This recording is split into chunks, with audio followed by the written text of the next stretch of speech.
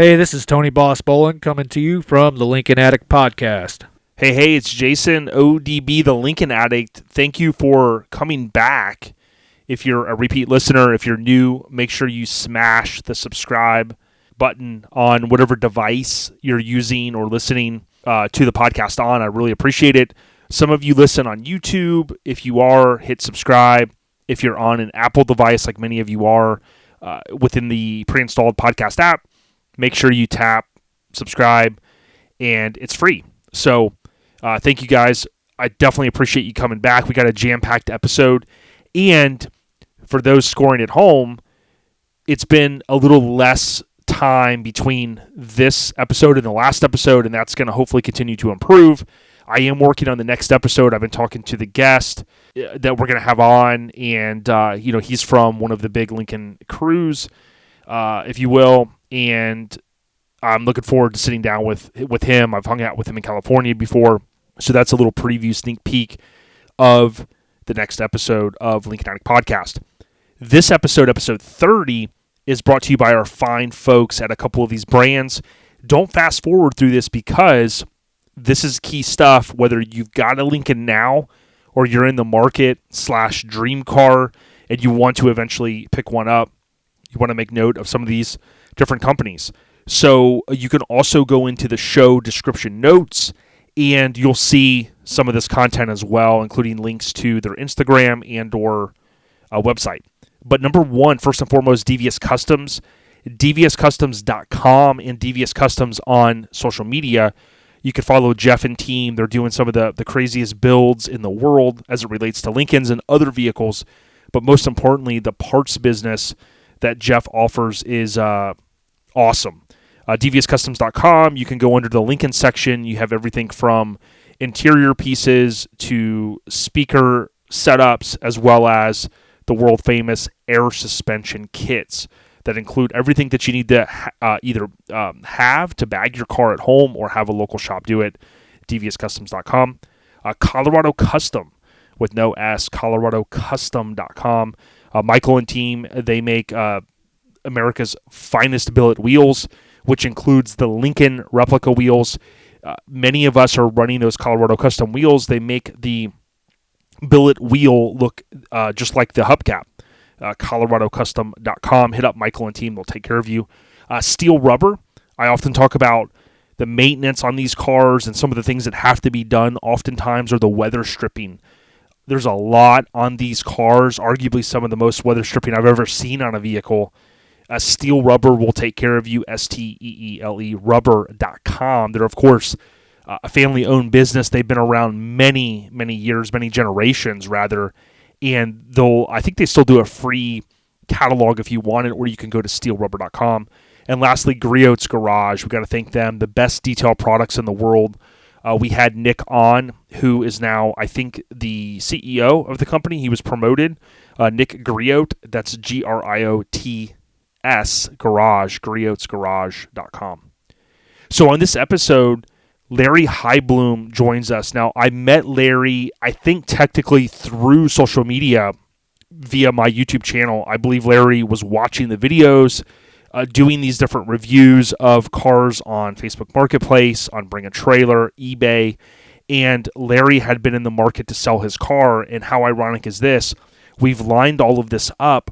The time of recording is May 16th, 2023, 8 o'clock hour on the eastern side, and Larry's car just went live at auction on bringatrailer.com about an hour ago, less than an hour ago. So we're going to talk to Larry about his car, and it's pretty cool. 62 Lincoln Continental Convertible Platinum, that really kind of baby blue color that I love so much. But I mean, this car is literally like one of the best in the world. You know, it's a nice car. It's not a typical bringatrailer.com sale.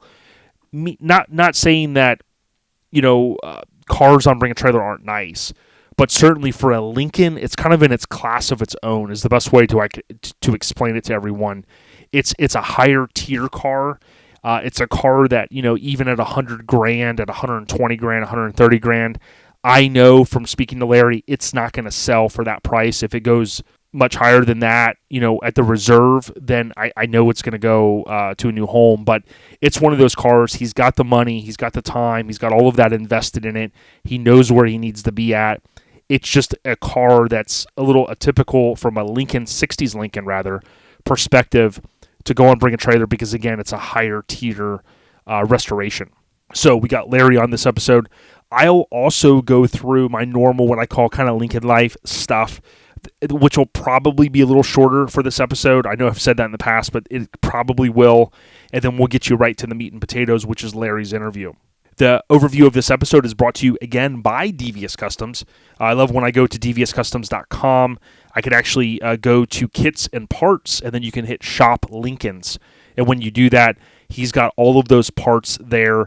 Love the billet pedal sets, the firewall bulkheads for 6364. Of course, he's got the billet switch panels. If you want to upgrade your window switches, maybe yours are a little too raggedy and they can't be rebuilt.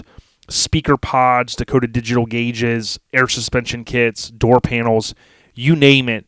Arguably, Jeff is producing some of the best mix of parts from a resto mod standpoint / kind of purist. He's got some things that kind of meet in the middle that'll make anyone happy.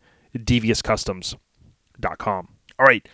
So on the last episode, I like to recap this because if we pick up someone that's a new listener, it might give you a little bit of insight to go, you know what, I am going to go back to episode 29 and prior. But on the last episode, we had John Lyman. So I sat down with John again. The cool thing is John's been on now a couple of times, and we talked a lot about parts scammers, okay? So I want to give a tip of the cap to John. John also had shared that he had relocated his business, and John is a great guy. I always love talking with him. He knows these cars.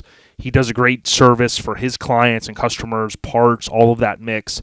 So I want to give a shout out to John Stinkin, Stinkin, Stinkin Lincoln. So kind of that moniker, which I love.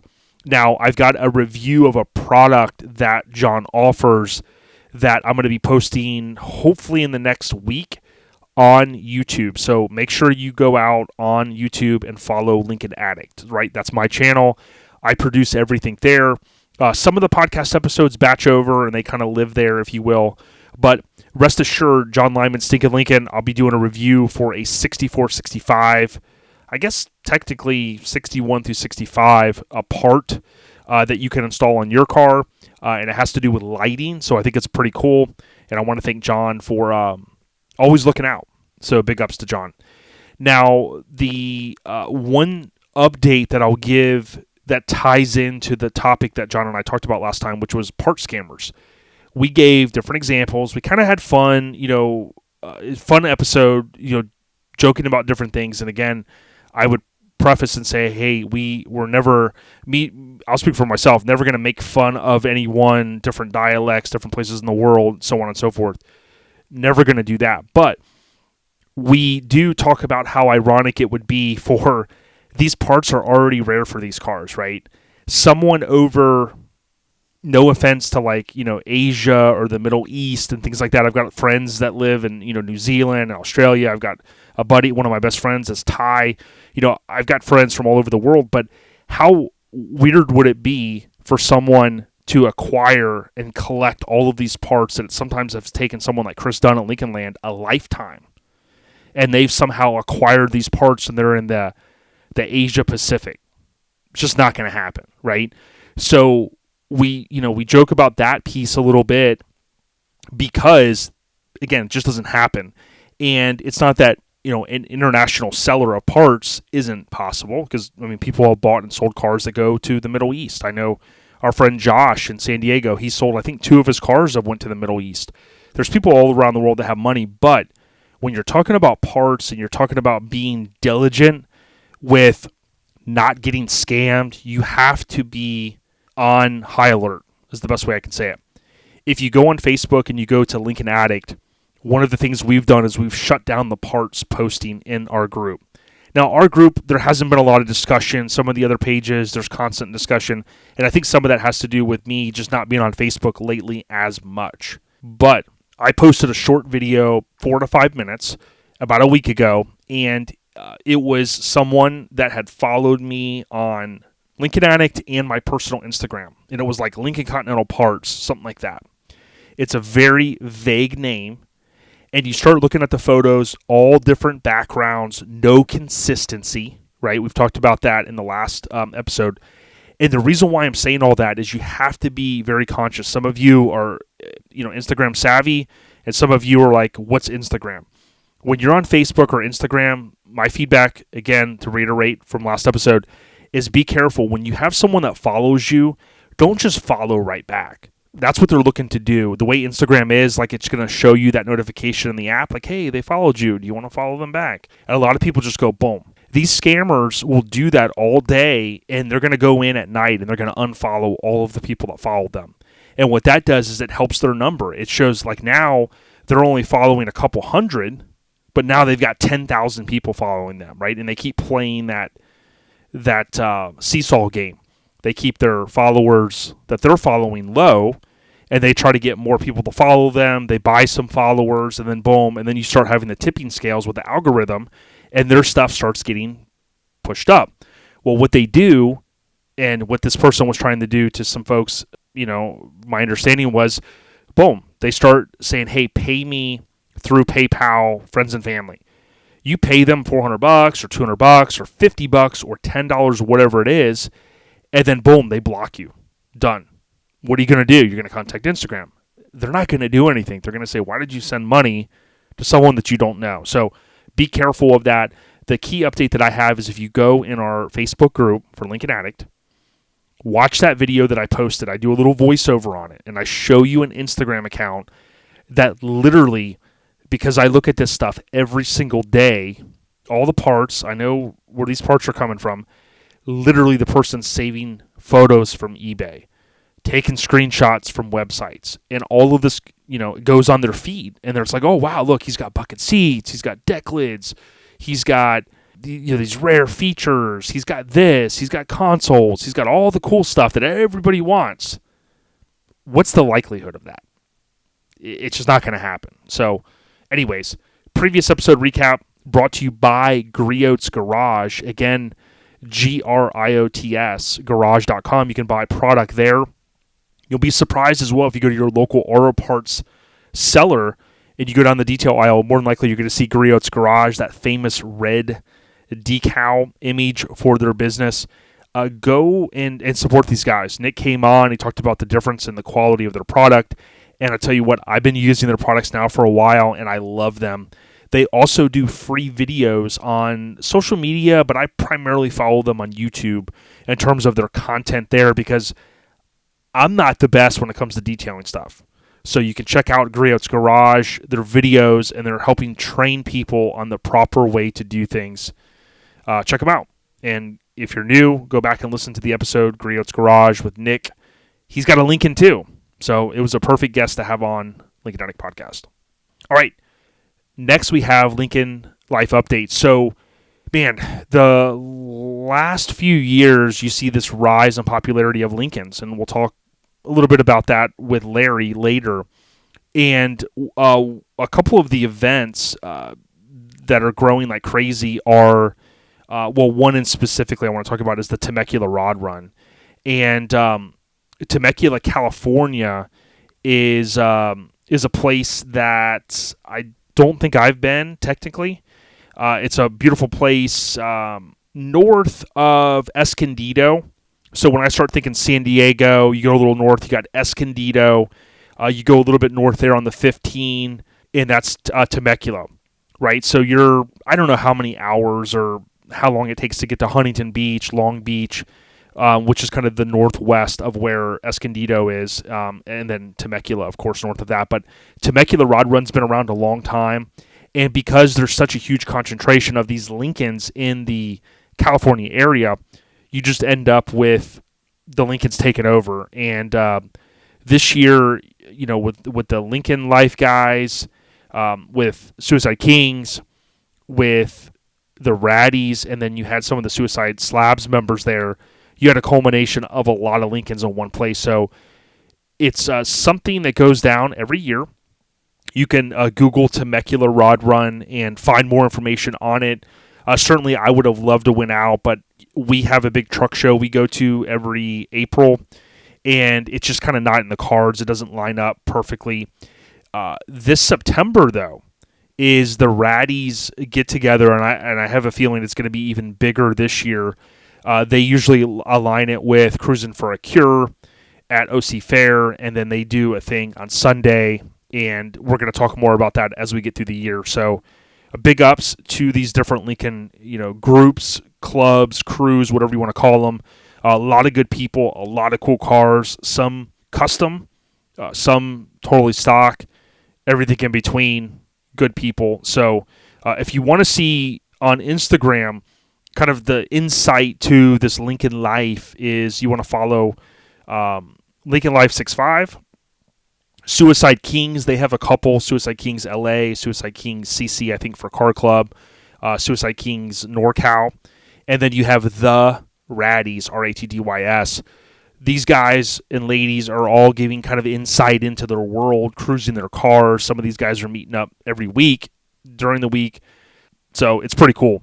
Now, a few weeks prior, which is the weekend literally that I was up in North Carolina for the truck show, that was the Raddies Viva Las Vegas event. So I got to get these guys on to talk about that as well. That's an event where they all cruise from California over to Vegas. If you've never been out west or you're outside the country, you're talking a few hour drive, and these guys get in their cars and they cruise, and they're not afraid to do that. They go hang out in Vegas for the weekend. They do all kinds of cool stuff, take cool videos, cool photos. So shout out to all of those groups. I mean, it's cool. I share some of it, but it's only just a little pin drop into what these guys are sharing, and I love seeing it.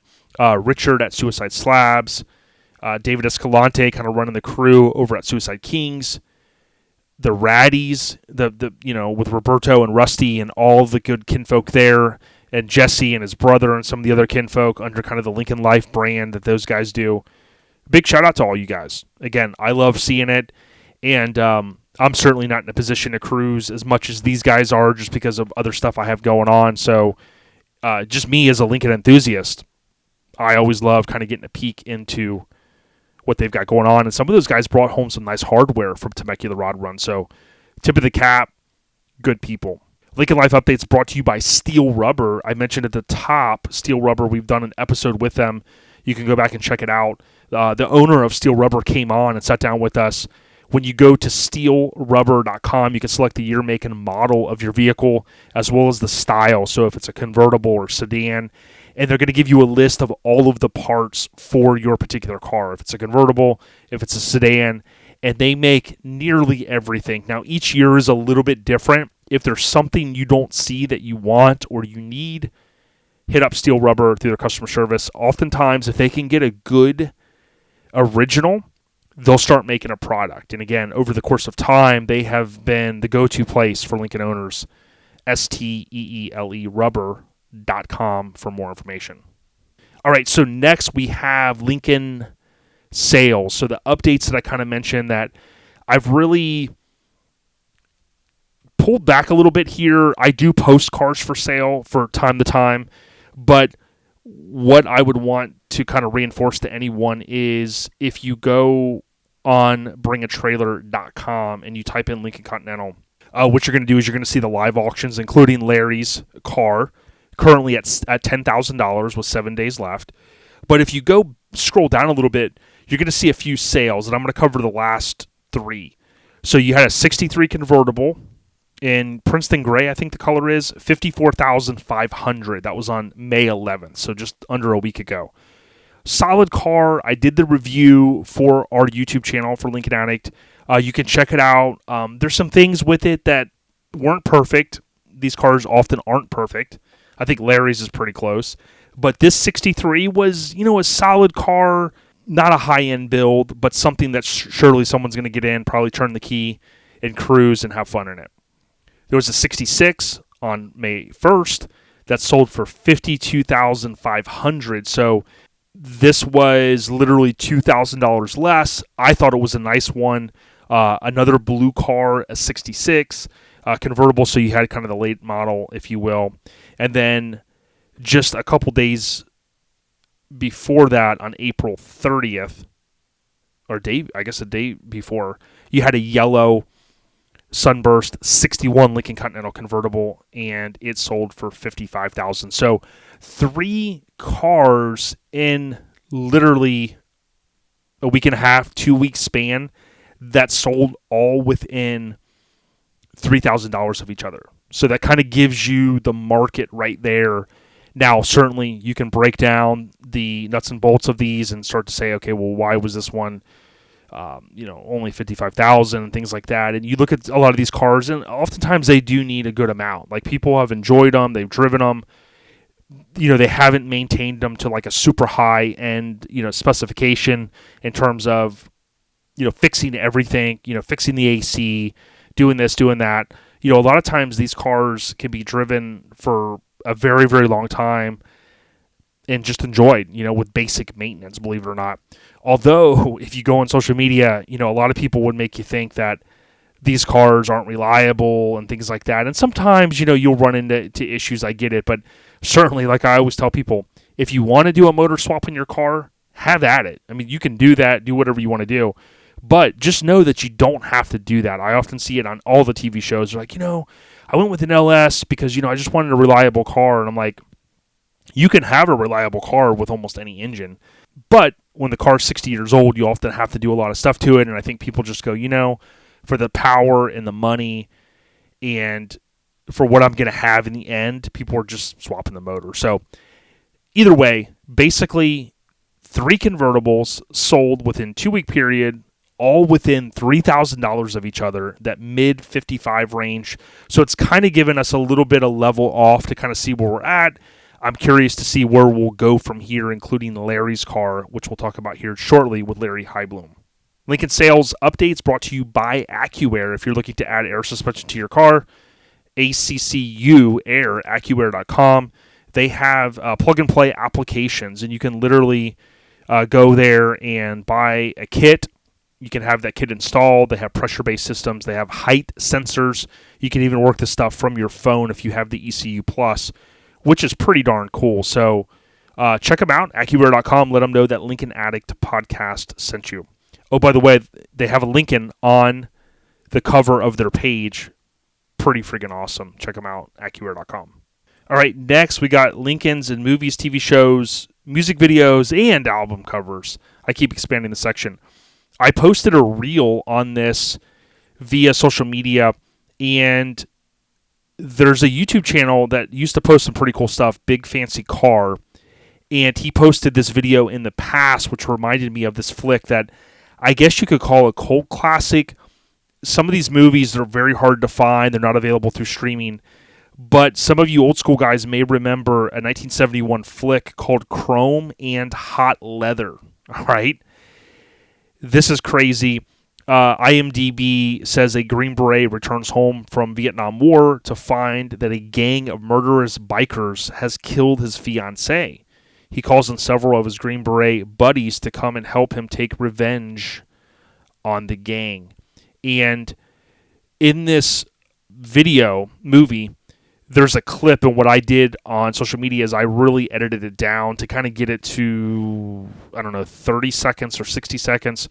So you got to keep in mind, if you go watch the whole clip, it is a little bit longer. But it's a 62 Lincoln Continental sedan.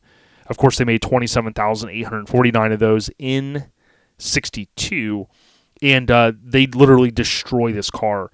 Oftentimes, I used to think way back in the day, and I think people still scratch their head when we talk about, how many of these cars are left, and, you go, wow, there were 27,000 some odd sedans.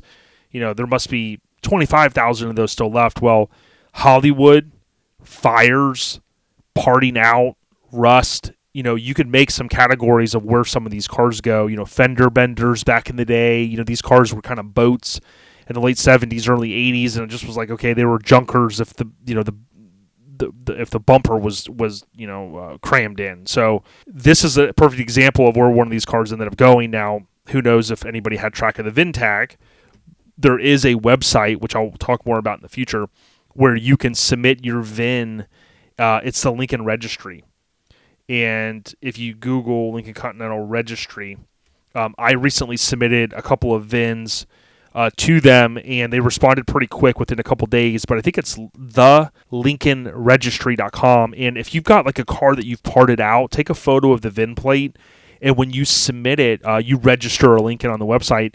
You can submit and register your car, and you can put like a note to it, and they'll put it in the database, which is kind of cool. But again, going back to this flick, these cars were often used, and if you watch Chips, which I grew up watching, California Highway Patrol TV show, and you'll see crashes with these cars. If you watch the Robert Zemeckis flick, Used Cars, you'll see cars in there, Lincoln's just getting crapped on, if you will. So check it out.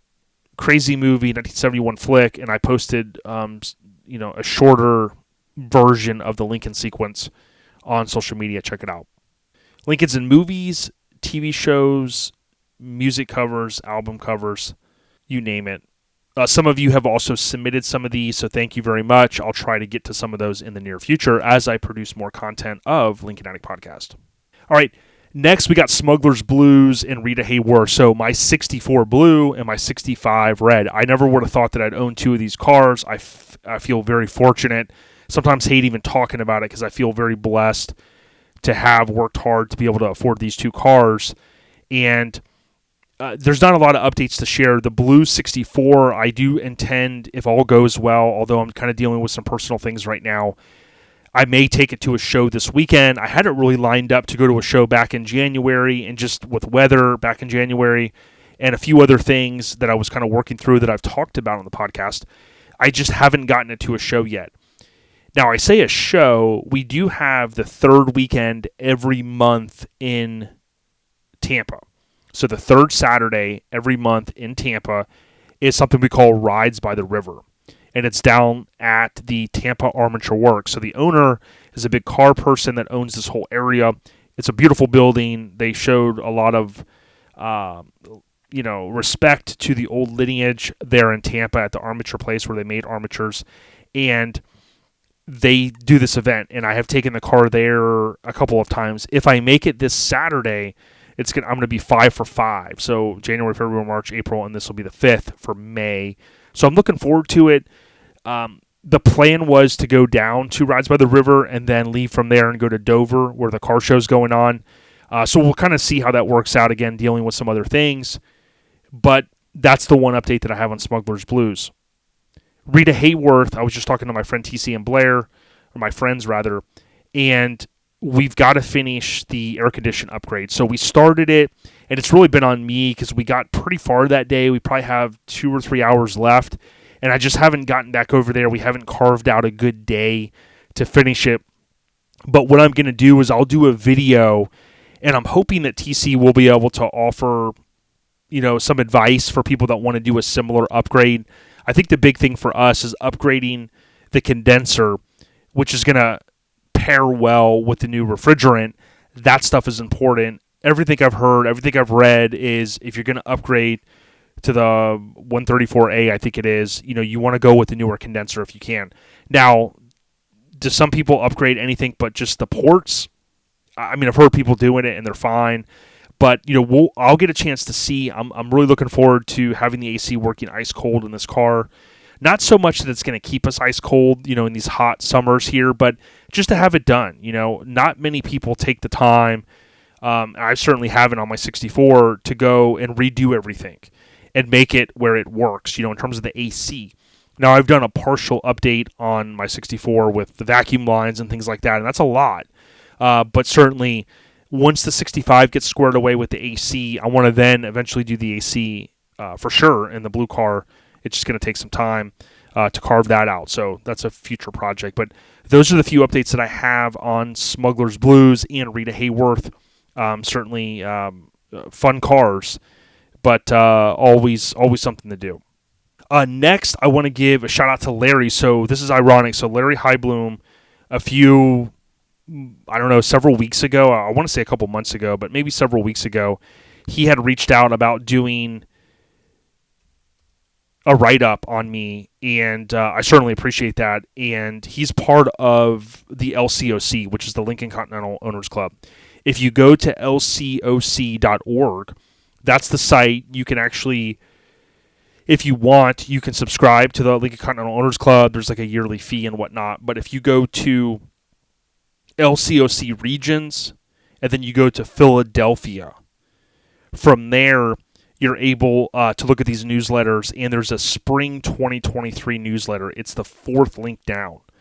When you go to that, it's going to pull up a PDF, and you can scroll to, I don't know, page 6 or 7 or something like that, and you're going to see a write-up that he did on me, which I really appreciate. And it's pretty cool. It kind of talks about why I like Lincolns, talks about my channel, the podcast, really brings together a lot of stuff. So I can't thank Larry enough for doing that. So huge shout out to Larry. As I wrap up my segment, I want to thank again Devious Customs for the continued support. And don't forget ColoradoCustom.com if you want the Lincoln replica wheels, the billet aluminum wheels that look just like the hubcaps without the hubcap flying off. Go to ColoradoCustom.com. Talk to Michael and team. They're the best billet wheels in the world, and they're not cheap. But rest assured, they will last a lifetime. That's certainly a good thing. ColoradoCustom.com for more information. Hit up Michael and team. Thanks for listening. Again, I'm working on that next episode already. Hope you guys enjoy the audio from Larry. Good guy. And if you're found our channel somehow because you're looking to buy this car in the next week, good luck to you. Bringatrailer.com and search in the box Lincoln Continental. You can even turn on notifications now if you're logged in, and you'll get an email anytime a car is for sale. Bringatrailer.com. Go out and check out this car. It is amazing. I will be highlighting some of it as well in social media via Lincoln Addict. Take care, everyone, and be safe. And if I don't talk to you guys before Memorial Day, just know we appreciate all of the servicemen and women out there. And on this federal holiday, we honor and mourn the U.S. military personnel who have died while serving in the United States Armed Forces. Rest in peace to the fallen. We out of here. Peace.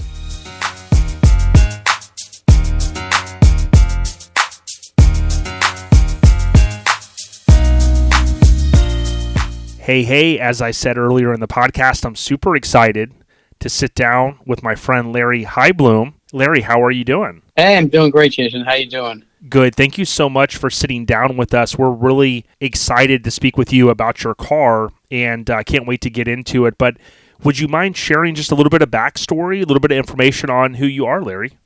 Sure. Thanks. Appreciate it. So I'm located outside of Philadelphia, Pennsylvania, and I'm was a former, guess you call it, top tech entrepreneur who actually started out in the accounting world.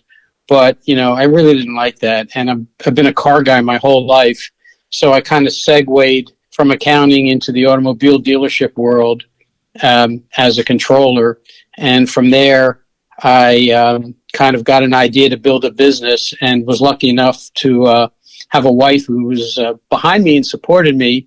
So, we have a brand new baby. She's a year old. And I say, hey, honey, I'm going to quit a paying job and go start a company. And she's like, yeah, sure, go for it. So yeah, Tracy's amazing. Shout out to my wife, Tracy. So anyway, we started a company in 1990, and it ended up being involved in what is called electronic lien and title processing, which basically eliminates paper titles at the DMV by sending electronic messages to the lien holders who finance car purchases. In the old days, they used to send a title to the lender marked, this lien in favor of, XYZ lender. Mm-hmm. And then the lender would stick that thing on the shelf. And most often than not, they couldn't find it when you made your last car payment, and you had to go get a duplicate title. So, hey, a bunch of states said that's stupid. And we built a company that helped the lenders process with the DMVs and, always involved in cars. Now I was dealing with titles. Interesting.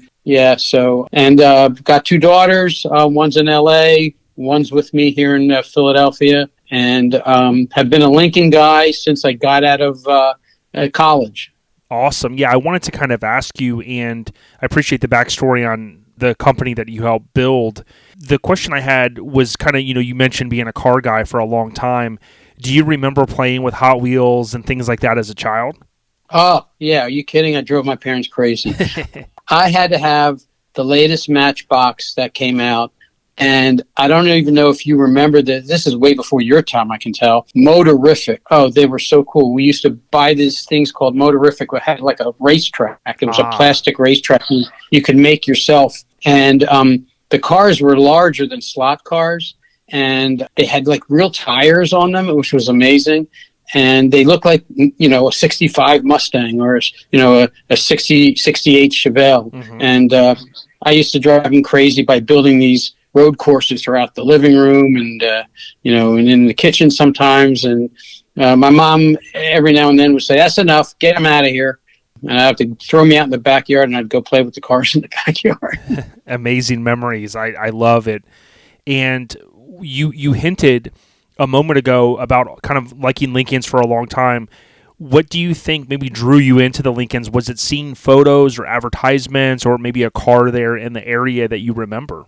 Well, it was actually a Lincoln that I bought from a friend. So I had gone to school in Washington, D.C. and graduated in 1979.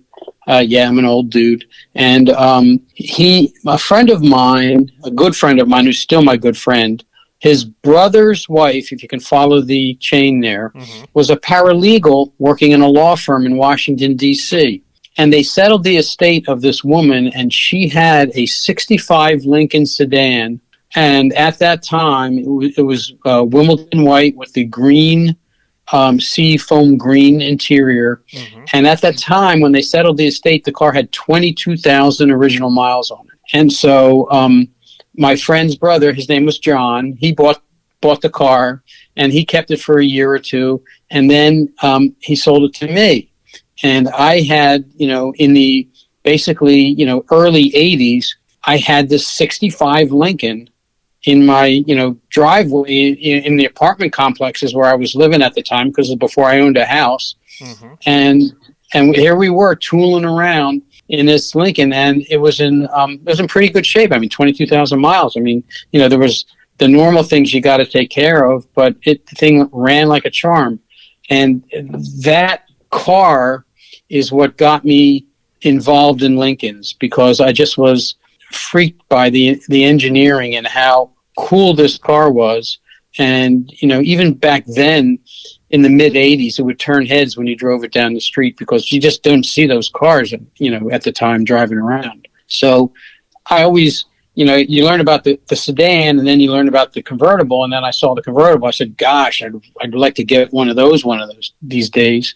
And, so what had happened was we had a baby in our first child was born in 1988. And so when she was 3 months old, I sold the sedan at auction in Atlantic City, New Jersey. And I had it repainted, and I didn't do it, but I sent it out to have it repainted. Mm-hmm. And but I did some of the labor by taking the chrome off and the bumpers and everything, and then putting it back together again. And so I actually, did okay when we sold the car at auction. And then I'm saying to myself, all right, I'm carless now. and so, back before the internet, right, folks would sit down with the Sunday paper, in this case, the Philadelphia Inquirer, and you'd go through the classified ad sections, and the Inquirer had a separate section called Antique and Classifieds. And every Sunday when it would come out, I'd read it, every listing in the classifieds. And sure enough, one day, a 1962 Lincoln Continental Convertible was advertised for sale in Lancaster, PA. And, I called the guy up, made an appointment. It was a young guy. He was probably in his 30s. It's not like it was an old guy who kept the car for years and years and years. Mm-hmm. And I drove out, by myself to Lancaster. I looked at the car, and it needed some work. It wouldn't get out of second gear into the third gear. The transmission is sometimes a problem for that car. And so anyway, I bought the car and brought it home, and with my wife following me in another car, Right. and made it home. And so that was in 1990s when I bought this convertible, and I've owned it ever since. And I at the time, I was building the business. I had started the business in 1990, and I had bought the car just as I left the safety of the car dealership to start my own business. So here I am trying to build a business. I've got a classic Lincoln in my garage, and I've got a little baby running around crawling around the house. By then, 1990, she was, a year and a half old, 2 years old. So she was making her way around the house, and I'm playing with this Lincoln in whatever free time I had. Right. And I did enough to keep it running. It was in pretty good shape. We got the trans fixed, but I put a top on it, and that helped a lot. But I knew it needed a lot more work. I was originally planning to do it myself, but things kind of got in the way. But it started me down the path, though, of really meeting some really cool people. I mean, I used to call Baker's Automotive. I started with Ron Baker when Ron was still alive, and he was still taking the phone calls. And so I used to talk to Ron about, he would help me, with how to go through the top.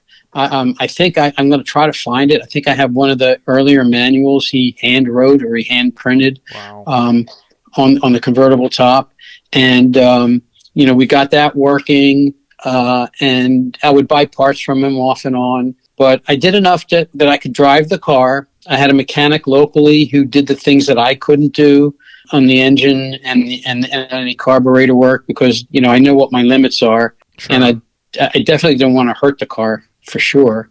And so I had some local mechanics helping me out and keeping it on the road. But, I always I knew that it needed a lot more that I was giving it at the time, but do what you can, right?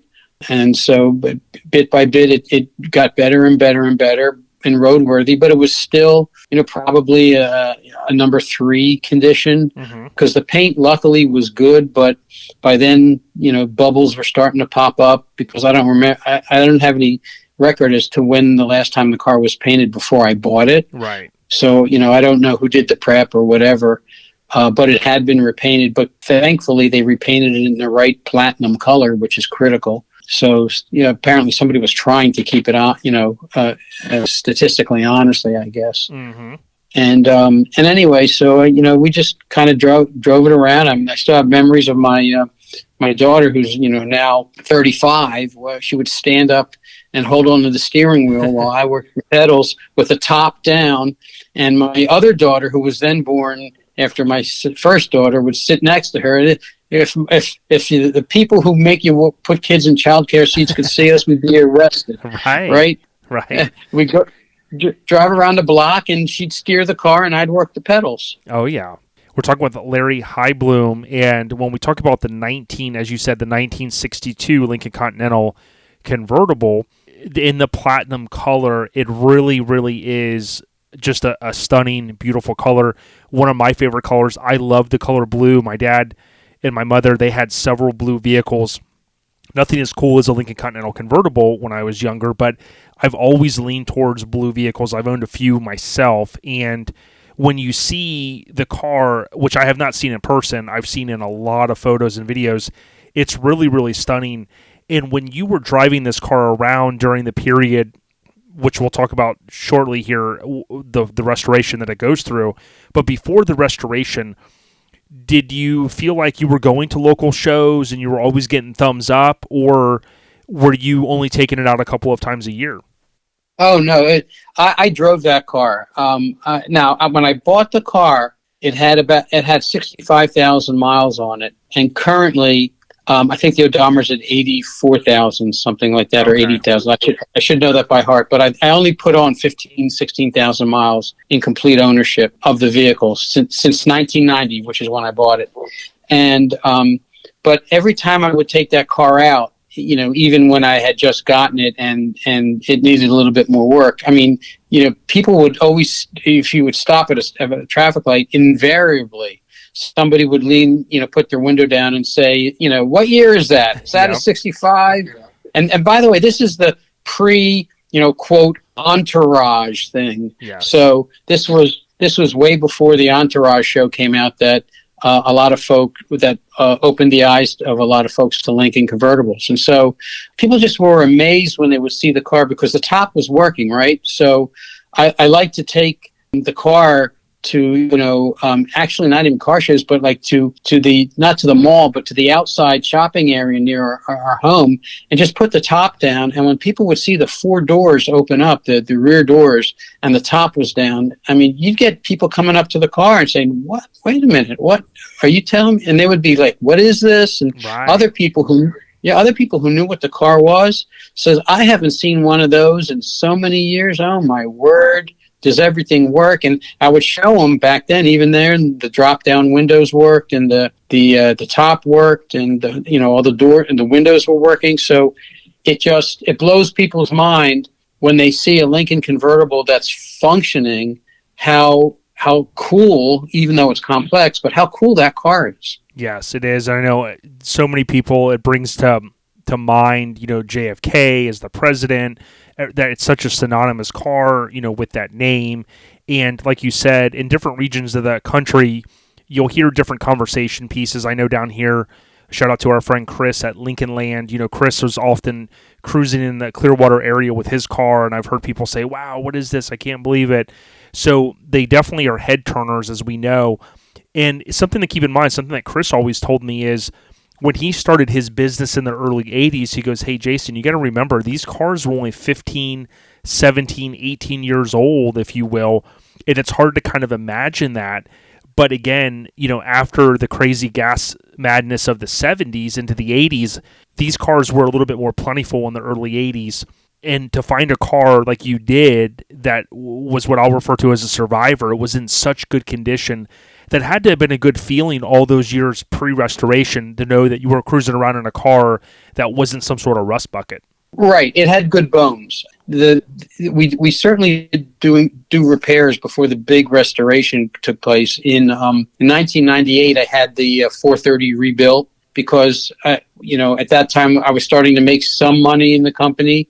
And I realized at the time that, I need to rebuild the engine, because not that it was running rough or doing anything like that, but I wanted to kind of get that done first before, and I didn't have at that time any knowledge that, within, 5 years or so from that, or not even so 1998, I started, it was 15 years later is when I started the big restoration. So I was just taking it in steps, but we did have the engine rebuilt in 1998, and it's an unbelievable condition, that engine. It just runs so well. Yeah, and these cars, for anyone that might be a new listener or someone that's looking to get into one of these cars, or you're going to find out here shortly how you could buy this car, just know that these cars, they scream elegance. They run really well when they're tuned properly, as Larry's explaining about his car, and they're just so much fun to drive. And again, you may be able to experience this with Larry's car here. We'll talk about it shortly. But what I wanted to kind of transition into is the restoration itself, because again, a car with really good bones, often that kind of brings you a little bit more square to a situation where you don't have to go as far as taking a car from the junkyard to restore it. This car was in very, very good condition, and it had very good bones. Talk to us about the restoration that Ron Baker and team did there at Baker's Auto that used to be up in, I believe, Connecticut. Sure. So fast forward, I'm still I was driving the car around. We had a rebuilt engine in it. I put my second top on it after I think it was about 10 or 12 years, because the first top I put on was starting to go. And, I was spending a lot of time talking to Ron, and then Steve Owlett at Baker's Auto. He stepped in later on and started to talk to him. But, it was parts from them for the car. And I said, this is the big thing. I subscribed to their newsletter. Mm-hmm. And so I would get the newsletter from Baker's Auto. And I don't remember if it was quarterly or monthly, but I do remember looking forward to getting that newsletter. And, they would give you the parts specials, and I would also see some indications of restoration. And I went up there and I visited them once on a trip, and that because my one of my kids was going to camp up in the Connecticut area, and so I decided, this is a good opportunity to go visit them. So I got to see Baker's Auto, and it was phenomenal. And so I knew that if I could ever get to that stage, financially, and I was going to restore this car completely, that's where it was going to go. Because they're known as the Church of Lincoln. There's a couple of guys that have gotten to the level of being known as the Lincoln shops, and Baker's Auto was definitely the early one that was known for that. Fortunately for me, but unfortunate for them, right after my car was about a year and a half after my car was done, their shop burned down. So Steve now just sells parts under I think the name is Old Car Clearance on eBay, but they don't do the restorations anymore because they lost their shop. But so anyway, I kind of skipped ahead there. Sure. So things improved in business, and in 2013, our competitor bought us, and so that provided a little bit of funds. And instead of going on a trip somewhere big, I said to my wife, I said, this is it. We're going to get the Lincoln redone. And, leading up to that, I had been calling Steve, and I've been trying to get into the shop, and they were busy. They were full up. Yeah, my understanding was a couple of year lead time just to get in the door. Yeah, that's correct. That's 100% correct, because, they take their time and they go through the car, and they can do everything, or they can do a little bit of work, whatever the person wanted at the time. Again, they can't do it now, but that's what they did then. So he finally had a slot for me, and in I think it was October or November of 2013, I had the car trucked up to Baker's, and I met him there, and we had a sit down, and we went through the car. And he gave me an estimate, and he asked me what I wanted out of the restoration. And I said, we're starting with a car that's got, pretty good bones. I want this car to look and run and be as amazing as it was the day it came off the factory floor and ended up in the showroom of the dealership. And he said, well, it's going to cost this, it's going to cost that. And I said, well, I'm prepared for it, and she deserves it. I mean, the car deserves it. That was another behind my decision process, is because these cars are so phenomenal, and they're difficult and complex, that if I was in the shop of the experts, I didn't want to go halfway. I wanted to go all the way with the guys who were known in the industry as doing the best restorations possible. Exactly, especially waiting for anybody that's ever waited to get into a shop. You're waiting, let's say 2 years. You don't want to get in there and be like, well, I don't know. I kind of want to do. You were committed to go all the way. Right. Yeah. So he had the car from 2013, and he delivered it back to me in September 2017 is when I picked it up. And actually, I drove it back from Baker's Automotive down to Philadelphia, and it was a glorious spring day, beautiful weather, and I had a guy following me in a chase car, because you never know. Right. But nope, other than having to stop at every rest stop to fill it up, the car ran amazing and the whole way down. About how many hours was it from there for the drive?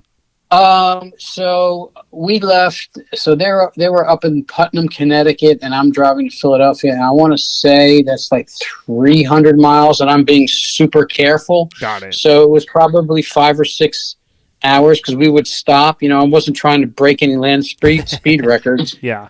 And even on the drive back, when we started in the morning, we had stayed in a hotel nearby, and we took the car out in the morning, like 7:30 in the morning, to beat the traffic, because my biggest fear was hitting 95 in the Bruckner Expressway and the GW Bridge with all those truckers in this beautifully restored car, and I was terrified of that. So we wanted to hit that early, and but even then, when we would pull up to the gas stations, in the rest stops to fill it up, and people would come over and look at this car. The top was down, by the way. I did this with the top down, and it was amazing. The car was so amazing because everything on it was perfect. It was in great shape. Now, for those that don't know, I want to talk a little bit more about the restoration. Keep me honest, Larry. This car, we're going to, if all the stars align, we're going to try to have this episode of the podcast, Lincoln Addict Podcast, debut around the same time this car is going to go up for sale. Is that correct? Yeah, it's correct. It's time, as I'm getting older in life, to give her to a new home, to somebody who really, really will appreciate and enjoy the finest engineering that Ford had in 1962. Amazing. Now, where can they go to find more information or potentially bid on this car? So it's going to be listed on Bring a Trailer, and it's going to go live on May 16th. So that's next Tuesday. And the auction will end on Tuesday, May 23rd. So currently, unless something changes out of our control, the listing is all set and locked down, and should go live on the 16th. Now, I would tell anyone that's listening that if you or your family, or let's say you know someone in the entertainment business, sports world, whoever, is interested in this car, as Larry said, it's bringatrailer.com. Now, that site, if you've never used it, I know the name can be deceiving. Sometimes people think, oh, what does that mean? It's just a name that they came up with. Bring a Trailer simply means that's their auction website. So you can obviously drive the car, you can have it transported. But I think something to keep in mind is when you talk about one of the finest Lincoln Continental convertibles in the world that we know of, this is one of them. And it's also a good thing, as I've always said to folks, is we may not be able to drive these cars every day, or maybe we don't get in behind the wheel every month. But something that's important is that these cars don't sit for years and years and years. You want to drive them. You want to do the things that a car wants to be driven, right? So Larry's car is one that has been to some shows, and we'll talk about that. And it's been driven, but it's really impeccable. Larry, do you mind giving us a little bit of insight into some of the key things that Baker's did, maybe the top windows, engine bay, interior, anything that you want to share related to this restoration that was about a 4-year progression? Right. It was 4 years, off and on, of course, not 4 years of continuous work just on my car, but they had, probably 3 or 4 in the shop at the same time.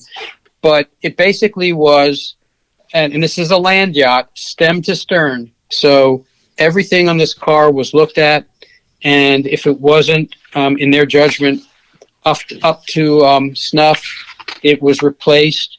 And that was the other reason I decided to go full bore on a restoration, because with these cars, the issue is the dwindling availability of the correct parts for these cars, and Baker's is one of the few who have sufficient parts to do this, but they're dwindling. They're going as guys are buying them up for their cars. And so that was another reason that I had them go, full bore on this, because I didn't want to be that guy chasing, a switch or a circuit, 8 years from now or 4 years from the restoration that all of a sudden you can't get and nobody has built, because, you have guys that are now building the parts you can't get. So anyway, but Baker's did everything. They looked at everything. The engine was taken out. The entire interior was taken out. Any body damage that they saw was corrected. There were some panels that were patched in the floor that they didn't like. In the right front bumper. And by the way, when you buy these cars, everybody knows this. I hope your listeners know this. You don't know the prior history of these older cars. So you often run into, what we call shopping center, accidents where, the prior owner had a fender bender with somebody else. And you don't see that until you start to really dig into the car, and you notice that, maybe a bumper bracket is angled kind of funny, but the rest of the car looks fine. So anything that they saw that they didn't like, they replaced. They made sure the measurements were exact within factory specifications. And we ended up, completely redone interior, completely repainted car in the correct platinum. All the chrome and the stainless was taken off and refinished. Nothing stayed on the car. The top, of course, was replaced. Convertible top mechanisms were all gone through. The HVAC, and this is another thing for the folks who understand Lincolns, the listeners who are familiar with these cars. The HVAC is a vacuum system. And so if you're a Lincoln owner, and you've owned one of these beauties, when they work, they're phenomenal. But if you have a problem, it could be anywhere in the HVAC system, because if you have a hose that goes in one connection, say to a blower motor, and you lose vacuum, then the rest of your HVAC doesn't work. So that was all replaced. That was all gone through. The air conditioning was converted to 134. We didn't have to change the compressor much. It would just change some fittings, according to what Steve told me. Yep. And it still blows cold today. And that car was delivered to me in 2017, and we haven't had to recharge it at all. It still blows 34 degrees through the dash with the temperature gauge. And so it's held a charge, and it runs and works fabulously. So, all of the electrical circuits and switches and the windows. Oh my gosh! I mean, if the car sells, the buyer will get the complete repair order from Baker's, which includes. And by the way, the guys put over 1,500 hours into this car at Baker's Auto. 1,500 hours, $42,000 in parts alone. So you can, folks can run the numbers in terms of what that comes to.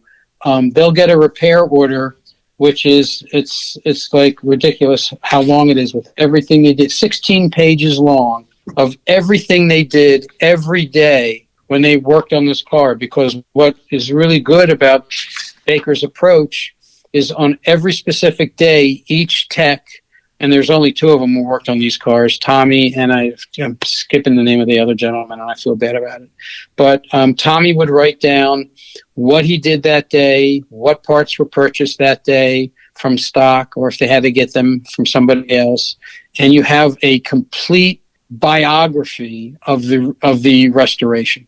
Yeah, absolutely. And what I would tell folks is, Larry and I kind of linked up through social media and through some of the, in the same circles in terms of Lincoln folks and whatnot. But Larry had watched some of the videos that I've done on YouTube. And what I would tell you guys is oftentimes I talk about keeping the documentation and whatnot. And Larry, like you said, the biography that you have on this car in and of itself is tremendous, because this is going to help you, if you're the buyer, potentially convince your significant other that we've got to have this car. Or think about if you did purchase this car, or if you own a car and you're able to pull together this kind of book, if you will, when you go to sell your car like Larry's about to do, it's going to help bring all of that knowledge and all of that information and all of the facts, the key word, the facts, to light, so that people can make a conscious decision if they want to invest this amount of money in the car. It sounds like just the documentation of itself, Larry, is phenomenal. Yeah, they did a great job. The only thing I regret, and I do regret this, I don't have photographs of the restoration. I didn't ask them to take pictures. And that's asking a lot, by the way, because you have to realize the guy's focused on doing something that day that he wants to accomplish the right way, the correct way. And then he's got to stop and say, let's set the cameras up, take a picture. They don't have time for that. Yeah, so, understood. And what I would tell folks is, I hear Larry loud and clear, but as Larry has stated, if you look up Baker's Auto, these guys were the spot for years and years and years, and rest in peace, Ron Baker. One video I want to mention that you had shared with me is there's a video, I think you call it the Martini video, of the car starting. The elegance of it, can you speak to it, as well as the fact that these cars, how quiet they are? You mean the my shaken not stirred? Yes, there you go. Video, yeah. So when I drive the car, one of the things we did in the restoration is we took the factory radio and we gutted it, and we put in modern components and Bluetooth, so I can play from my iPhone. I can play anything that I want, through the stereo system, which, by the way, we built a replaceable stereo. So for judging, we just unplug the speakers and take them out of the car, and the car looks perfect for judging. So the car's by the way, and we'll probably get into it. It's been scored 100 points twice in its 2 outings. But anyway, so I would always drive around, and at my age, what comes to mind when driving to Lincoln is Frank Sinatra. So one of the things that I wanted to do to show how smooth this car is, how balanced this engine is I poured a martini onto a glass on the air cleaner and let it sit there, and then I started the engine, and the martini was sitting on top of a Frank Sinatra book right on the air cleaner, and I started the engine because all cars, you start the engine shakes a little bit. Yep. Glass didn't move, and the car ran. The engine started right up, and I revved it a couple of times. Glass just sat there, and it didn't move. So we'll, if you go to, I'll give you the link, Jason, to that video if you want to share it with your fans. Yeah, I'll put it in the description of this podcast. So many of you are listening through the Apple Podcasts app, or maybe on lincolnaddict.podbean.com. You'll be able to go to the description, the notes.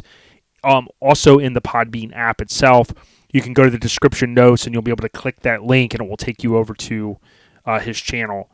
One of the other things I noticed in the Shaken Not Stirred video was you have one of, I believe, keep me honest here, the battery has a topper on it. Is that a battery topper that you have that kind of gives it the old school look? No. Actually, that is a real battery. So in the course of owning the car, I found these guys in Knoxville, Tennessee, and gosh, I'm forgetting their names, and I feel really bad about Turbostat. I think it is Turbostat in Knoxville, Tennessee. They actually make current AGM batteries. The absorbed glass material, whatever the AGM stands for, the current modern battery, and it's not just a topper. That it's made with a complete, labeling casing. and the casing, the little water reservoirs you're supposed to open up and fill up, but obviously they don't work. But instead of it just being a topper, it's a real battery. And so I don't take the top off of it when I go to shows, and then underneath you see an Interstate battery or something. Nope, it looks like an Autolite battery, and it's got all the right markings on it. And these guys are in Knoxville, Tennessee, and they're amazing to work with. They, because one of the batteries that came up actually was bad, and they instantly replaced it and paid for shipping. Those things weigh 50 pounds. So anyway, that's a real battery. Yeah, and I had a feeling you were going to say that, because I know the level that you go through in some of these, kind of projects that you've had over the course of time, including this 62 that we're talking about. The engine looks amazing. Before we talk about the 100-point piece that you mentioned, what are a couple of your favorite things as it relates to your Platinum 62 Lincoln Continental Convertible? The favorite things.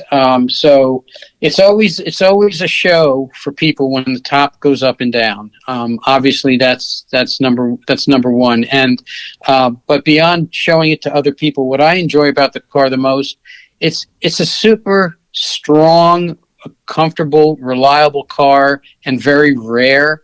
I mean, they only made 3,212 62 convertibles. I don't know how many they made in platinum, because I can't find any statistics. I've been looking. If somebody else out there knows, that would be great. I don't know how many they made in platinum, but when I'm driving in the car, I'm looking around and I'm going, wait a minute, I'm in a 4-door convertible, right? It's a unibody car. It's got, vacuum powered windshield wipers and door locks and HVAC. It's got a 430 engine in it that's purring, and you go down the road, it's so smooth. Now, I did switch to radials, but I had run bias plies on it for a while, and I did switch to radials because I felt more comfortable on the radials. So that's the only modification. If you look at it, I think it's one of the only modifications somebody would point out right away. It's not running the bias plies. But when I drive this car, and even around town or when I have it out on the highway, it's like unbelievable. It's like you can't believe in 1962 this sophistication and this level of engineering was available, and it was expensive, and that's probably why they only sold 3,212 of them. But it's just my favorite thing is just driving the car. Yeah, no doubt. And when the listeners, many of you you've emailed me and you've said, hey, we love the podcast and we love, the history of these cars, and we do as well. So I thank you for the support. Something that I would point out is we know these cars were around the $6,500 mark, and there were some cars more expensive and there were a lot of cars a lot less. And it's always intriguing to me that when you really look at the numbers, as Larry's mentioned, for these convertibles, anywhere from $2,900 to $3,500, depending on the year, but generally speaking, $3,200 to $3,500 were made or produced. If you really break that down, John Cashman used to say, let's just say 50% of them are still on the road, and you go, well, how? And you go, well, think about this: accidents, a potential house fire. Some of these cars were in rough conditions for their entire existence, so they were parted out, they were taken to the crusher, all of that. So when you really break down that 3,200 number that Larry's talking about, you easily get to like maybe 15, maybe 1,600-ish that could still even be out there. And Larry, you could even break that number down more to say how many are really, on the road / not in a private museum. I would say even far less from that 1,600. Right. Oh yeah. Oh, for sure.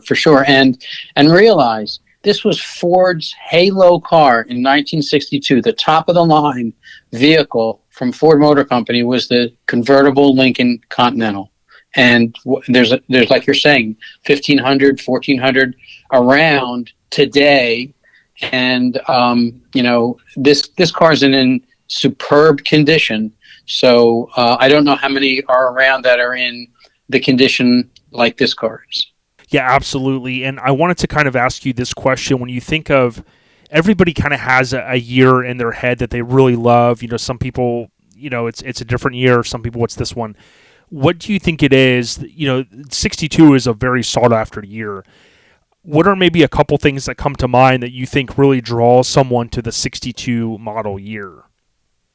Well, I think one of the things is, first of all, the 61 was the first year of the new generation, the fourth generation. So I think they used that year, not intentionally, but they encountered and worked through any bugs that came out, so that the 62 would have benefited from some, learning issues of the first year of any generation car. You can. There's a lot of folks who think like that. They just come out with this. Well, I'll wait a year until they work out the kinks, and then I'll buy the next year. Mm-hmm. The other thing is they did revise the grille because the 61, a lot of folks, they felt it looked too much like the Thunderbird, because if you're a fan of the 60s era slabs, everybody who studied this will remember the story about how the Lincoln Continental actually was initially supposed to be a Thunderbird, mm-hmm. until some 50s they decided to break it out and make it its own separate standalone car. So it still bared some resemblance from the initial design to the Thunderbird. So in 62, and by the way, I love the 61. I think the 61 is drop dead gorgeous. And so the 62 looked a little bit cleaner and more distinct simply because of the grille change. And they kept, as you know, Jason, they kept that body style through 63, and then in 64 it got lengthened.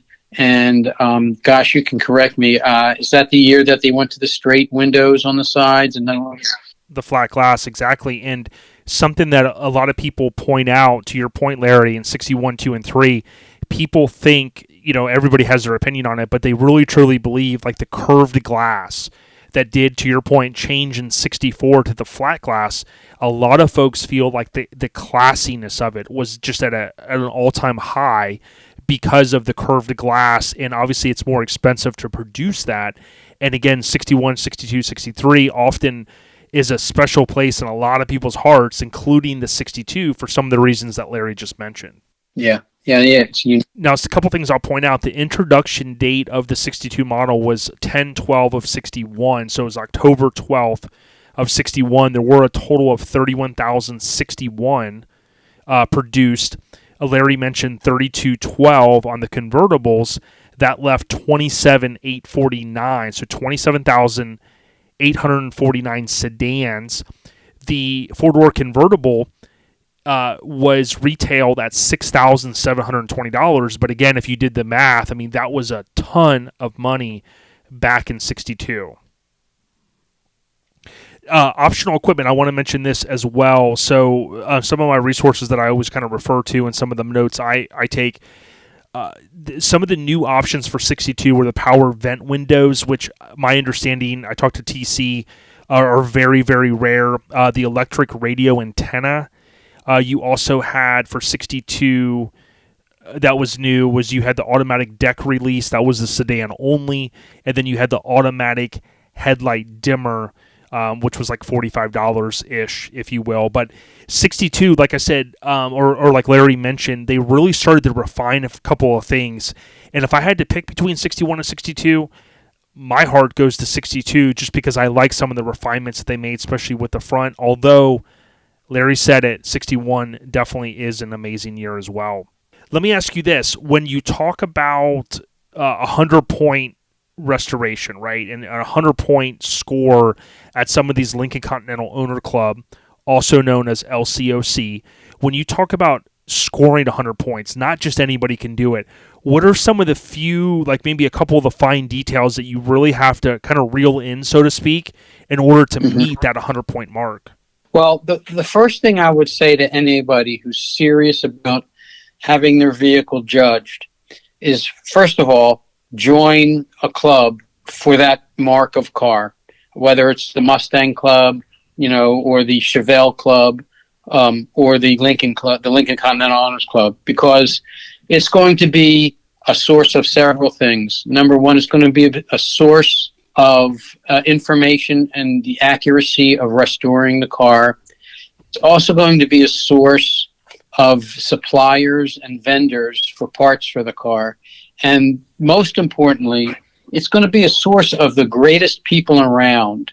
The people that enjoy that car just like you enjoy that car, who are available anytime. I've just found this by living it. And I'm not selling anybody on a club, right? I'm just saying, from my experience with the LCOC, and by the way, you have regional chapters. I'm in the Philadelphia region. So you meet the most amazing people on earth because number one, they share your love of a specific vehicle. But number two, they'll do anything to help you. You could call these people day or night. You've got a question. I had questions regarding my convertible as I was preparing it, for the sale, because you go over everything, and I encountered some items, and I had people I could call, and they were giving me their support, and the vendors and suppliers that support that mark. I spoke to Steve Owlett at Baker's. I spoke to Rich Liana, who's now the man for Lincoln Restorations. The people who support these cars, Chris Dunn, his crew down there, TC Teresa. And Eric. Yep. Oh yeah, at Lincoln Land, I drove TC crazy. This is my shout out to TC. We had a problem. I was having a problem with the deck lid for a little bit of time, and I was driving her crazy because it was every other day I was calling her with a question about this, about that, about this, about that, and she never didn't take my call. She always took it got to the point where she saw my number. She said, "Hey Larry, what's happening today?" And never a charge. Right. Chris, I'm sorry. I don't know if I took up all of her hours. So anyway, that's just for me. Chris would come up to the shows too. I know I've met Chris before. Yep. Great guy. I even talked to Mike Marino, who has, I think he took over Cashman's operation, and he walked me through some ideas on the phone. But so if you're going to restore a car and you want a 100-point car, get into a club so that you have access to these kinds of people, the products they produce, and the supplies they can provide you. And then my second highest recommendation is get an authenticity manual, if it's available, from your club. In the Lincoln Continental Owners Club, the first thing I did was buy the authenticity manual, and it lays it out in front of you. If you're serious about a restoration for judging, you have to follow the authenticity manual, because you can't guess.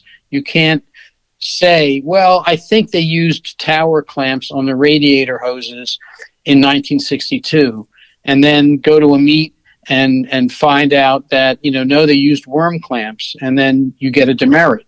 Now, in my case, it's the actual opposite. Ford switched over to worm clamps during the 62 production year. And I literally was at a show, at a judging meet where somebody said, you've got worm clamps. And I pulled out the authenticity manual and I showed them the line that said it is acceptable for judging purposes for the 1962 Lincoln to have worm clamps because they switched to that sometime during the year. So that an authenticity manual will help you avoid mistakes that can be really, really costly. And it also helps guide you in terms of the accuracy of some of the parts you might, put on your vehicle. Like we all cringe if we see somebody who said they have a restored car and you see the flex hose to the radiator is one of the things you buy at AutoZone, right? Right. You go, oh, come on, guys, really?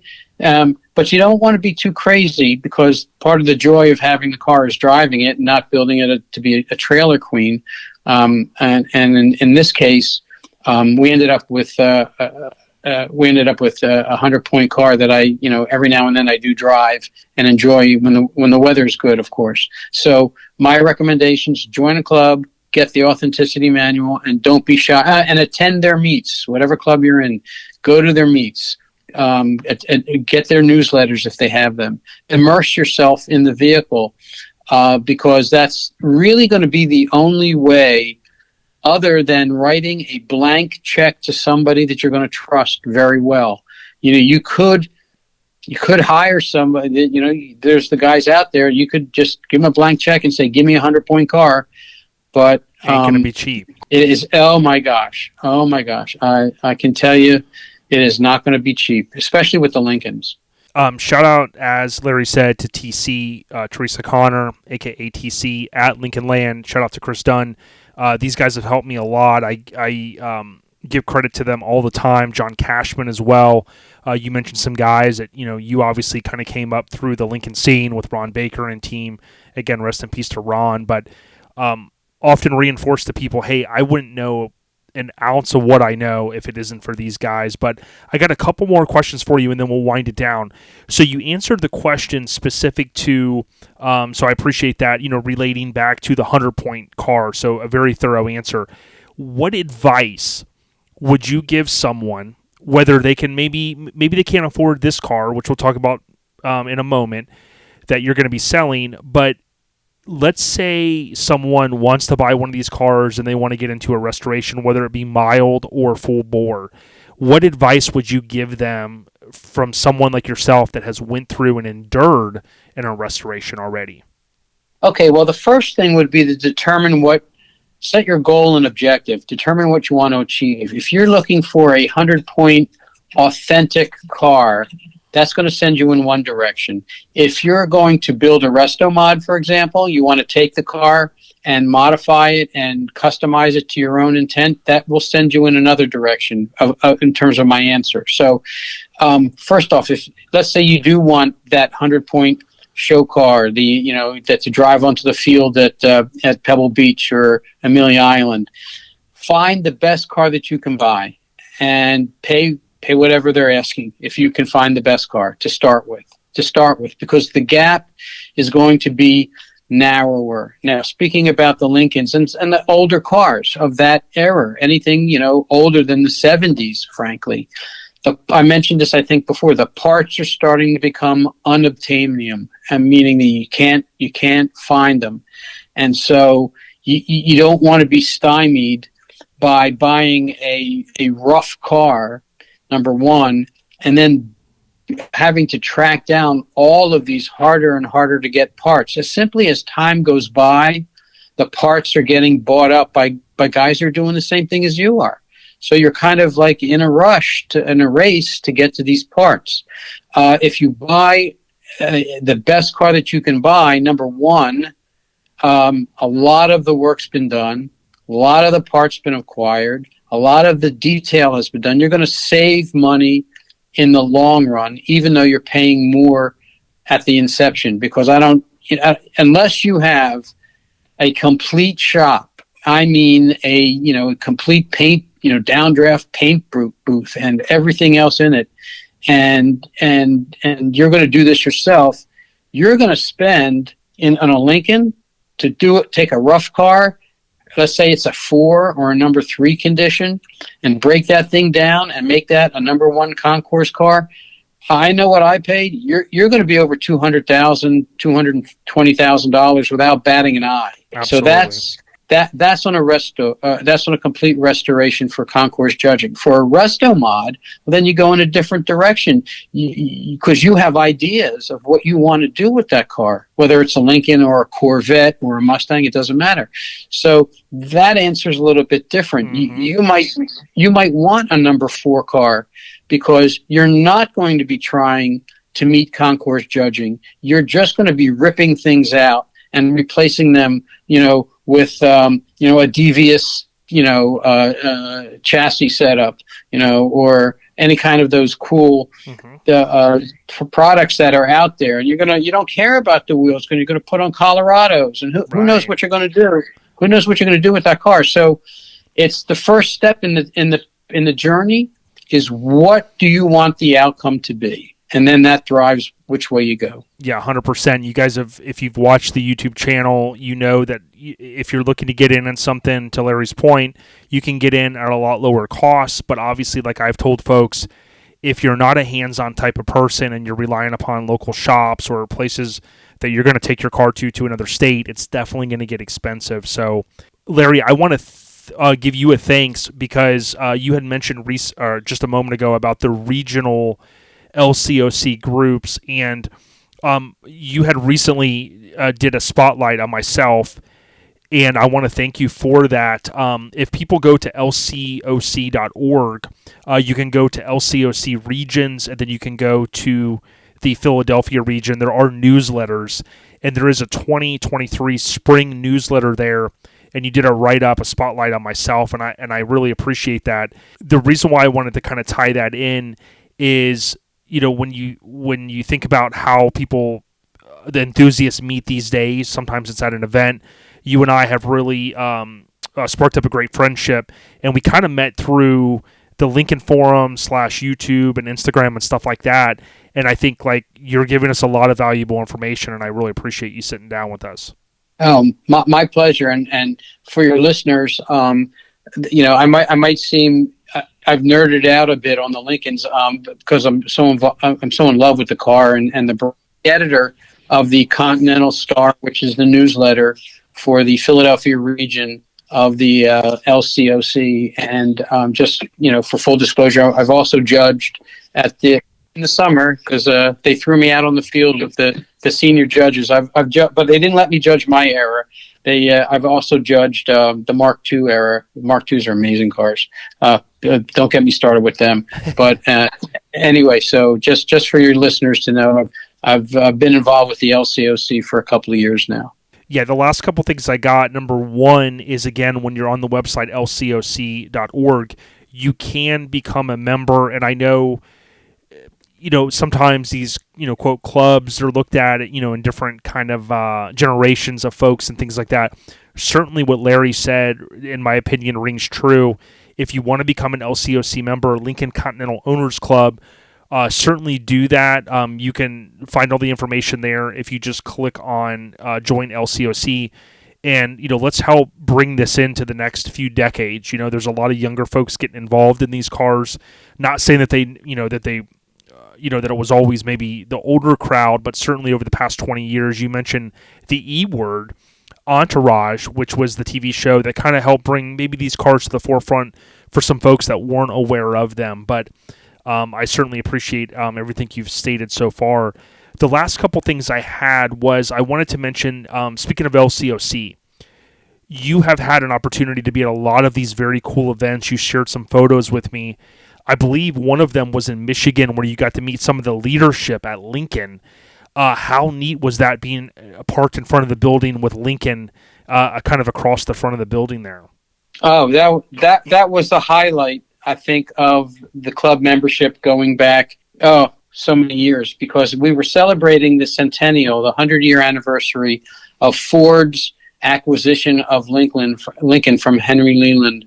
And that occurred in 1922, so the celebration was in in August of 2022. And so it was a fun fest, a Lincoln Fest, so to speak. We had our cars shipped out. Several of the members in the Philadelphia region, we all chipped in and got an enclosed carrier, and we fit 5 big old Lincolns into the. I'm telling you, the guy, when he went to close the door, he said, I can maybe get 3 fingers between this door and the bumper on my car, by the way, was the last one in on the way up. So he breathed in and he held his breath and closed the door, and it worked. And so we had the car shipped up. And so for the first 2 days, we all stayed at the Dearborn Inn right across from some proving grounds right there. And then from the Dearborn Inn, we had dinner at the Henry Ford Museum. We met Joy Falatico, who's the president of Lincoln, and some other Lincoln execs. They gave a presentation to the membership, and we were able to wander the Ford Museum with part of our as part of our dinner evening. We had drinks and cocktails, and everything was set up, and it was totally amazing because it was all about Lincolns. I mean, we were in heaven. And then the next day we had 2 optional trips. I took a tour of the Ford plant. I saw them building F-150s. If you can get an opportunity to go to see the Ford plant, the River Rouge plant, they're still there at River Rouge, and you see them build these F-150s, you have to do it. It will blow your mind. The other trip, we took a tour bus. We didn't drive our Lincolns. We took a tour bus up to Edsel Ford's house in Grosse Pointe. What a house that was, built by Edsel Ford in the Art Deco days. And that you have to see that to believe that. And in the museum there, they had the 1939 Lincoln prototype, the Continental that everybody knows of, that was built in 1939, which became the Lincoln. And then we all jumped in our car. Oh, I forgot this. We had a car show at Ford World Headquarters, the Glass House. And we parked our cars in the parking lot in front of Ford Headquarters, and they let us go inside to Ford World Headquarters. We had lunch inside. We saw new Lincolns that are, concept cars that they parked in the hallway as to what they were working on. And all the young, when you mentioned, the young kids with Lincolns, I couldn't believe what I was seeing there inside of Ford Headquarters. These, fresh-faced kids are working hard on the next generation of Lincoln. Yeah. And I'm like, this is good news. This is good news. Not a bunch of old guys working. Yeah, our future is and safe. You're not an old guy. You're not an old guy. Yeah. So, and we also had dinner. I forgot. We had dinner at Henry Ford's house at Fairlane, Henry Ford's estate. And we were able to take pictures of our car. And then we jumped in our cars the next day. I forget what day it was. And we drove to Hickory Corner. So we had a caravan of Lincolns. I don't know how many there were in there. It was easily 100. Going on 94 all the way out to Hickory Corners, which is near Kalamazoo, and that's where the Lincoln Museum is in Hickory Corners, and that's where they had the Centennial Judging Meet. It was a national meet where everybody was there, because usually you'll see an Eastern National Meet or the Western National Meet or the Midwest Meet.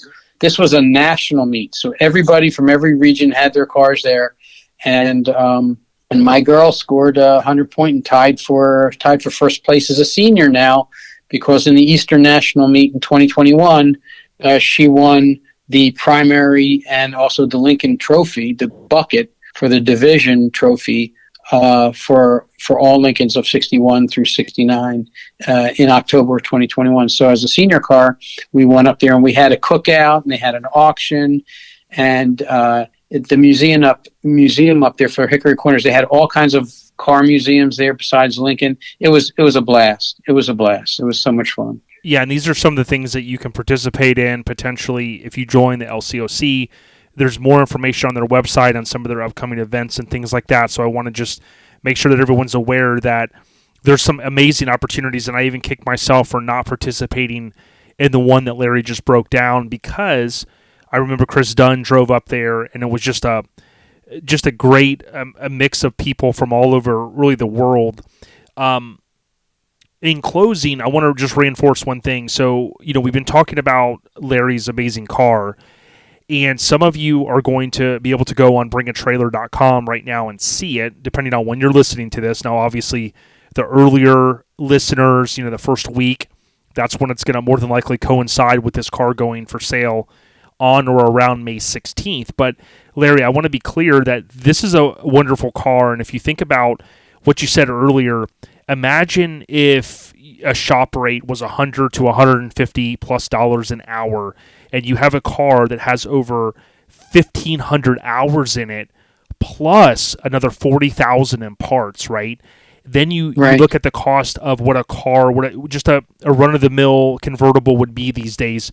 You can quickly see that it's going to add up. And my understanding is you have turned down in a past auction a top bid of $150,000. It kind of gives people a little bit of perspective on what you're looking for this car.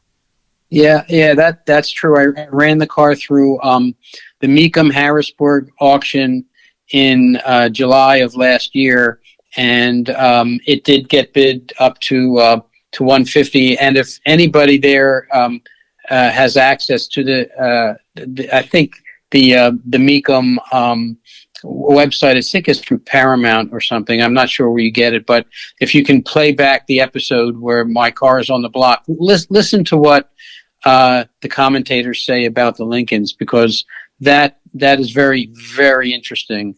What they were saying when they saw the car not sell at $150. Yeah, so what I want to reinforce to folks is if it didn't sell for $150, you can imagine the price is going to be a little bit higher from there. But what I would tell you is, whether you're in store for this car or maybe you have a family member or someone that you know, please have them check out bringatrailer.com. And if nothing else, hopefully you've learned some things that'll maybe help you in your direction that you go in the future, whether you want to do a top-notch restoration similar to what Larry explained.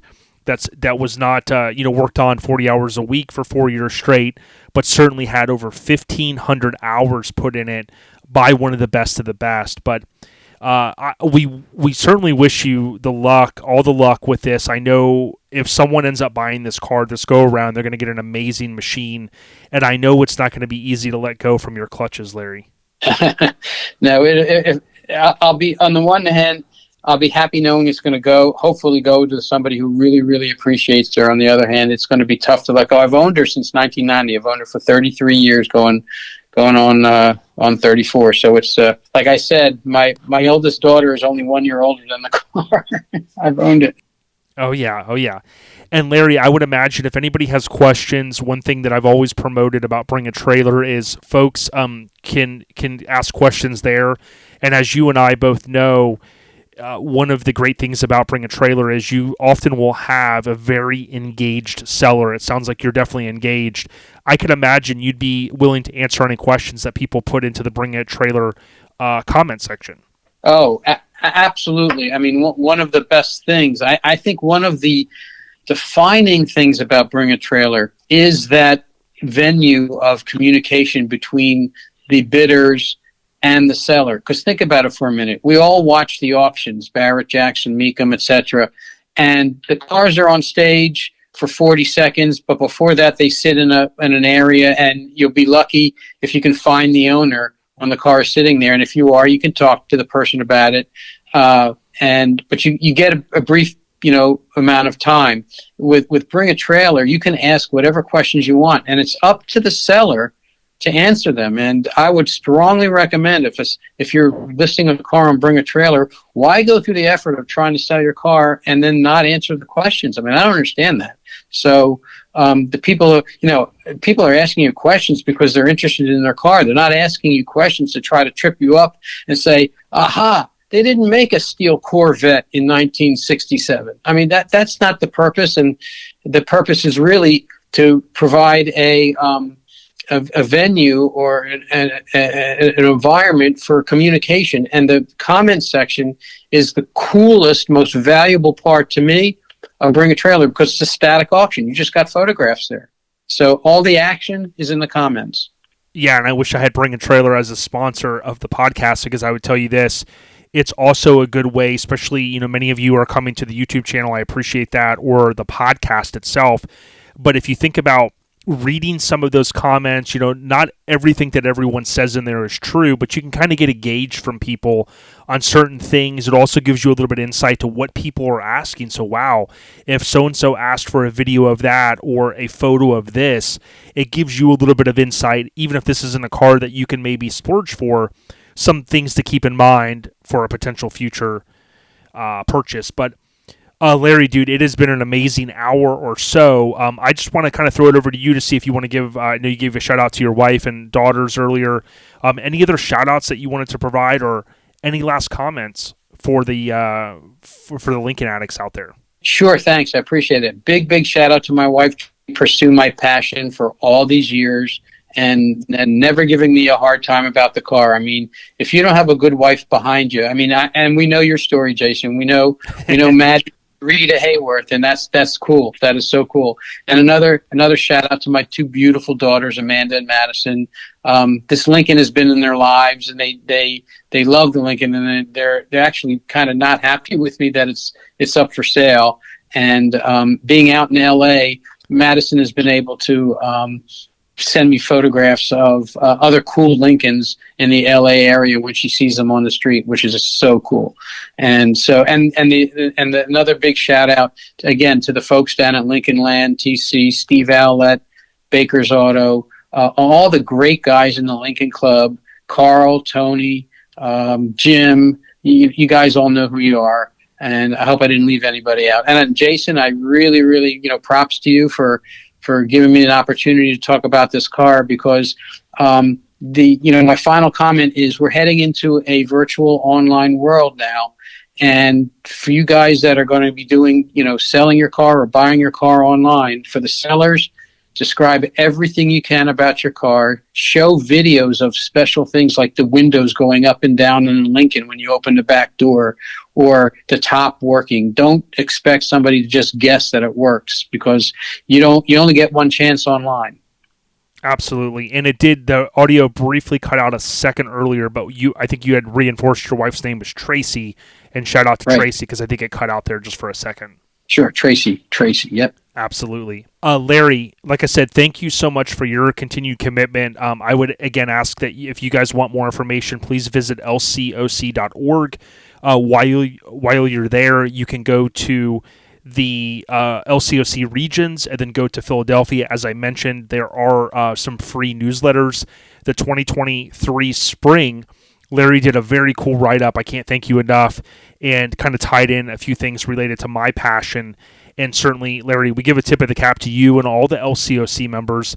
To the younger guys out there, or if you're looking to get into one of these cars, just remember, these cars have been around a long time, and there's a lot of people that came before us that helped us get to where we are, whether it be Elwood Engel for designing the car, and even the lineage that goes back way further than that. So tip of the cap to all of the LCOC members out there. We appreciate you guys, and we wouldn't be where we are today. Larry, I think that's my last comment. Thank you, Jason. You're the man. And in closing, I'm going to steal your line, man. Lincoln's on the rise. My man, I appreciate it, Larry. And everyone, good luck. BringATrailer.com. Check out that 62 in platinum blue interior. Such an amazing car. I wish I could buy it, but I'm a Lincoln addict and I've already got too much. So, Larry, you take care, buddy. All right. Thanks, Jason.